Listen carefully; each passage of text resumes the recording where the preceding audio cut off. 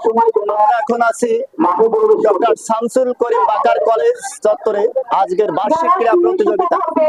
তো আমার সামনে আপনারা দেখতে পাচ্ছেন যে তিনজন আছে, তারা চেয়ার সিটিং অর্থাৎ চেয়ার প্রতিযোগিতায় তারা অংশগ্রহণ করেছিল। প্রথম, দ্বিতীয় এবং তৃতীয় স্থান অধিকারিণী তিনজনের কাছে আমি আছি।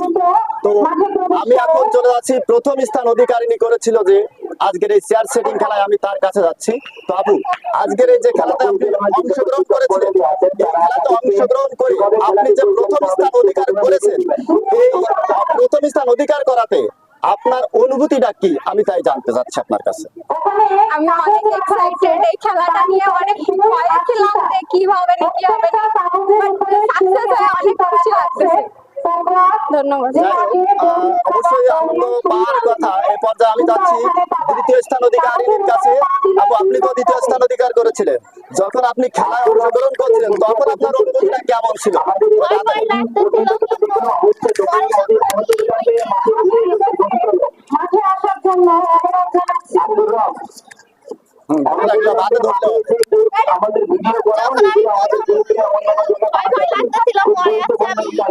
যখন ই হতো তখন খুশি লাগে।